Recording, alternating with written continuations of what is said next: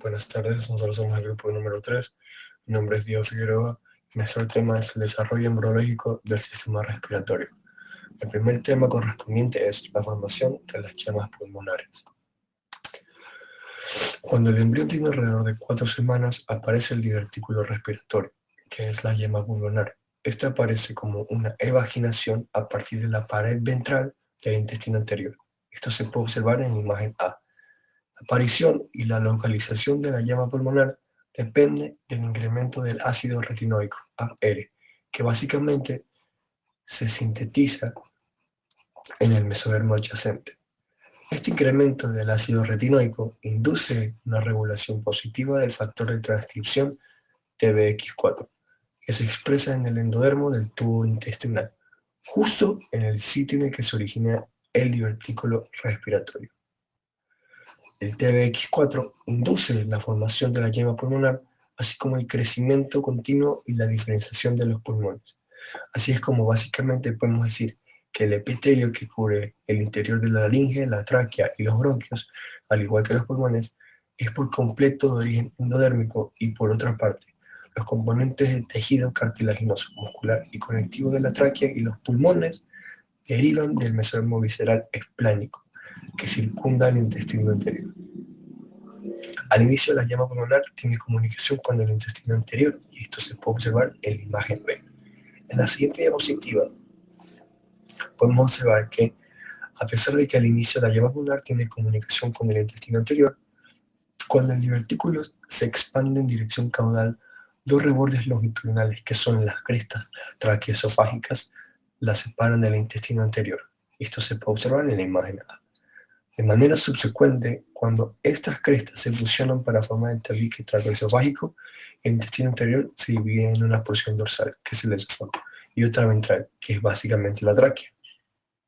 Esto lo podemos observar en la figura de la izquierda, y básicamente el primordio respiratorio mantiene su comunicación con la faringe por medio del orificio de la laringe.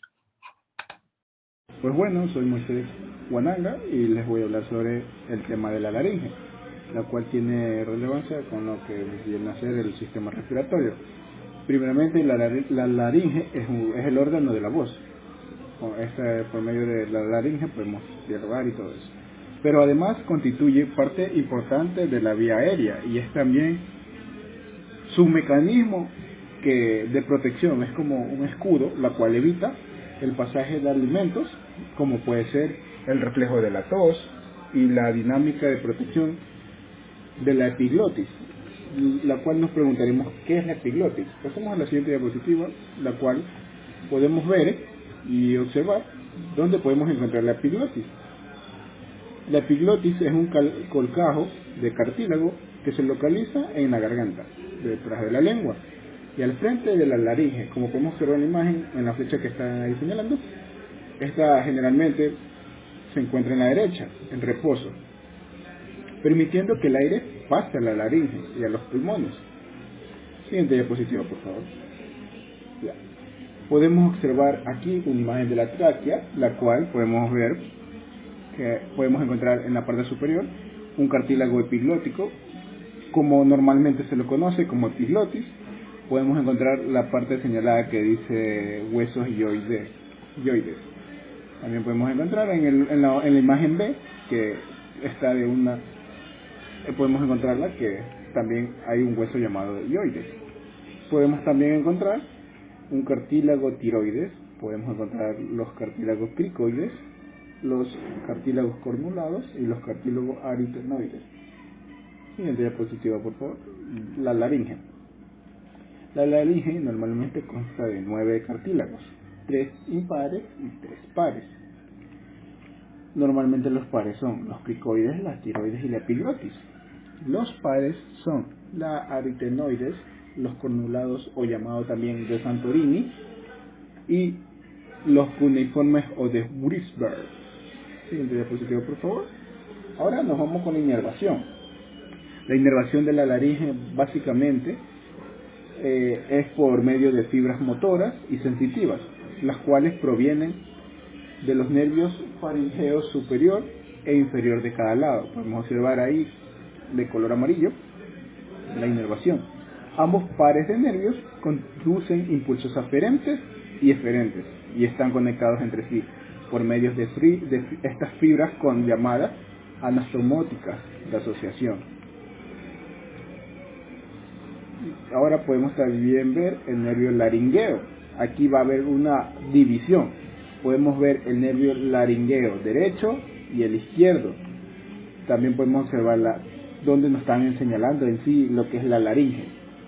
O sea, observamos que este nervio se divide en dos, derecho e izquierdo. Mi nombre es Nancy Guamán y yo le voy a hablar sobre la tráquea, bronquios y pulmones. Bien, en el inicio tenemos la tráquea. La tráquea, al tiempo que se separa del intestino anterior y la yema pulmonar, forma una tráquea y dos sáculos laterales, que son las yemas bronquiales primarias. Al inicio de la quinta semana, cada una de estas yemas es ensanchada para constituir bronquios primarios derecho e izquierdo. En la siguiente diapositiva observamos que el derecho genera entonces 3 bronquios secundarios y el izquierdo genera 2, lo que anunciarían la formación de 3 lóbulos en el pulmón del lado derecho y 2 en el lado izquierdo. Por consiguiente, en la siguiente diapositiva tenemos el crecimiento subsecuente en dirección caudal y lateral. Estos pulmones se expanden hacia el interior de la cavidad corporal y los espacios que quedan entre estos pulmones se vendrían a llamar los canales pericardio-peritoneales. Estos se ubican al lado del intestino anterior y de una manera gradual. Quedan ocupados por los pulmones que se encuentran en desarrollo y en crecimiento. Los espacios remanentes constituyen las cavidades pleurales primitivas y el mesodermo se convierte en una pleura visceral y una capa del mesodermo somático se convierte en una pleura parietal, lo cual el espacio remanente entre la pleura parietal y la visceral corresponde a una cavidad pleural. En la siguiente diapositiva veremos el desarrollo de los bronquios secundarios, los orígenes y lo por siguiente. Al continuar el desarrollo, los bronquios secundarios se dividen con un patrón dicotómico que tiene un origen de 10 bronquios terciarios en el pulmón derecho y 8 en el izquierdo. Tenemos que al final del sexto mes ya existen 17 generaciones de subdivisiones en el árbol bronquial. ¿A qué se le llama árbol bronquial? Es a este tipo de forma que adquiere el pulmón cuando sigue en desarrollo, que pueden ver en la imagen, que tiene una forma de un árbol con sus raíces. Su configuración definitiva debe ocurrir 6 divisiones. Las ramificaciones están reguladas por un epitelio de mesénquima entre endodermo y yemas pulmonares y el mesodermo visceral. Las señales que emite el mesodermo implican miembros del factor de crecimiento de fibroblasto. Los pulmones asumen una posición más caudal y su bifurcación de la tráquea coincide con el nivel de la cuarta vértebra torácica.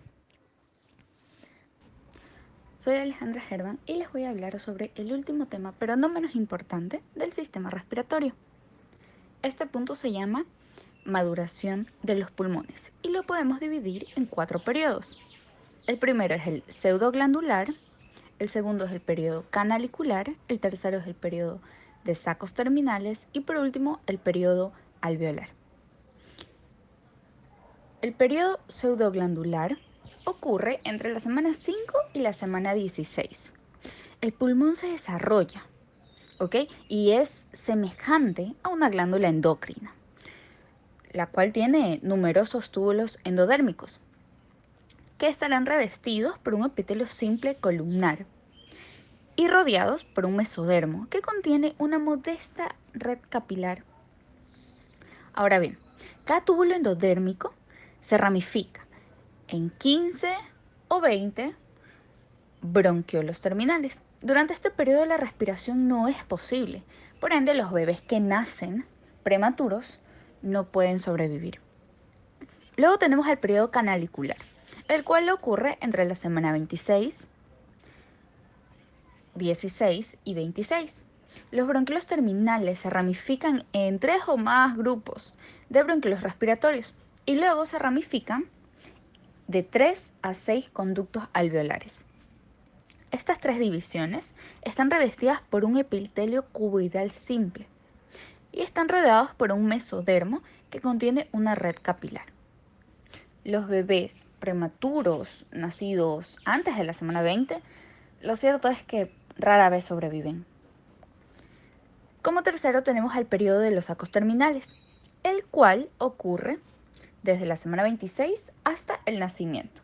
Durante este periodo los sacos terminales brotan de los conductos alveolares y luego se dilatan y expanden hacia el mesodermo circundante. Los sacos terminales están separados entre ellos por tabiques primarios. El epitelio cuboidal simple dentro de los sacos terminales se diferencian en neumocitos 1, en los cuales van a formar parte de la barda alveolar capilar, y los neumocitos tipo 2, los cuales sabemos que van a producir el surfactante. Los sacos terminales están rodeados por un mesodermo que contiene una red de capilares que proliferan rápidamente. Como cuarto periodo tenemos el periodo alveolar. Este va desde los 8 meses de gestación hasta los 8 años aproximadamente. Durante este periodo los sacos terminales se dividen en tabiques o septos secundarios para formar los alvéolos adultos. Los movimientos respiratorios, y ojo con esto, fetales, inician antes del nacimiento y generan la aspiración de líquido amniótico. Estos movimientos son importantísimos para la estimulación del desarrollo pulmonar y acondicionar a los músculos respiratorios. Ahora, dato como para ir finalizando. Al nacer contamos con alrededor de 20 a 70 millones de alvéolos. Y para los 8 años, entre 300 y 400 millones de alvéolos. Y esto se debe pues a la formación de septos secundarios que dividen los alvéolos ya existentes. Antes del nacimiento, los pulmones están llenos de líquido, ya sabemos, líquido amniótico. Luego se absorbe. El aire ingresa a los alvéolos y la capa surfactante. Esto es lo que pasa en el nacimiento. Cabe mencionar que la cantidad de surfactante es el fluido que se incrementa particularmente durante las últimas 2 semanas previas al nacimiento. Desde o después del nacimiento, el aumento en el tamaño del pulmón se debe a un aumento en el número de los bronquiolos respiratorios, lógicamente. Vamos a hablar de las correlaciones clínicas. Tenemos la atresia esofágica, que la atresia esofágica es un defecto de nacimiento en el que parte del esófago del bebé no se desarrolla de una manera adecuada. La atresia esofágica, con o sin fístula traqueoesofágica, se debe a la desviación posterior y espontánea del tabique traqueoesofágico o al defecto de algún factor mecánico que impulsa la pared dorsal del intestino en sentido anterior. En su variedad más frecuente, la región proximal del esófago termina en un saco ciego y la porción proximal se conecta con la tráquea por medio de un conducto estrecho justo por encima de la bifurcación. Otros tipos de defectos de esta región son mucho menos frecuentes. La atresia del esófago impide el paso normal del líquido amniótico hacia el tracto intestinal, lo que determina la acumulación de una cantidad excesiva de líquido en el saco amniótico, que la conocemos como los polidramnios. Entonces, además de la atresia, el lumen del esófago puede estrecharse, lo que origina estenosis esofágica, casi siempre en su tercio distal. La estenosis puede deberse a una recanalización incompleta, anomalías vasculares o accidentes que comprometen el flujo sanguíneo. En ocasiones el esófago no se elonga en grado suficiente y el estómago es atraído hacia el hiato esofágico del diafragma. La consecuencia de esto puede deberse y puede dar como resultado una hernia hiatal congénita. Entre los signos que tenemos de la atresia esofágica tenemos que hay cianosis, que es la coloración azulada de la piel, tos, náuseas y asfixia con el intento de alimentación, babeo o alimentación deficiente del bebé. Los tipos de atresia esofágica tenemos del tipo 1, sin fístula o atresia pura, del tipo 2, donde existe una fístula desde el cabo superior del esófago a la tráquea cervical. Del tipo 3, presenta una bolsa esofágica superior ciega y una comunicación entre el extremo distal esofágico y la tráquea. Del tipo 4 presenta fístulas en ambos cabos esofágicos y su observación es poco frecuente. Y del tipo 5 tenemos que presenta el esófago permeable con una fístula traqueoesofágica, generalmente de ubicación cervical o torácica alta. Bueno, tenemos otra correlación clínica, en este caso el síndrome de dificultad respiratoria neonatal, que en sus siglas se conoce como el SRD. Bueno, esto se debe principalmente a un déficit o difusión del surfractante alveolar en asociación con la arquitectura de un pulmón inmaduro. Y esto provoca a su vez atelectasia, un mayor trabajo respiratorio, desajuste de ventilación, perfusión, hipoxia y en una última instancia insuficiencia respiratoria. Como sabemos, el surfractante es en particular importante para la sobrevivencia del neonato prematuro. Cuando el surfractante es insuficiente, la tensión superficial de la membrana alveocapilar se vuelve demasiado alta, lo que determina un riesgo muy intenso de que los alvéolos se colapsen durante la expiración. Y bueno, esto como consecuencia de lo que es el síndrome de dificultad respiratoria, que se trata más de una causa frecuente de muerte de neonatos prematuros. En estos casos, el alvéolo con colapso parcial contiene un líquido rico en proteínas con muchas membranas hialinas y cuerpos laminares que quizás deriven de la capa del surfractante. El síndrome de dificultad respiratoria, antes también se lo conocía como enfermedad por membrana hialina. Esto induce alrededor del 20% de las muertes en recién nacidos. El tratamiento de los neonatos prematuros con surfractante artificial y también el de las madres con trabajo de parto pretérmino utilizando glucocorticoides para estimular la síntesis del surfractante. Esto ha hecho que se reduzca la mortalidad vinculada con esta anomalía.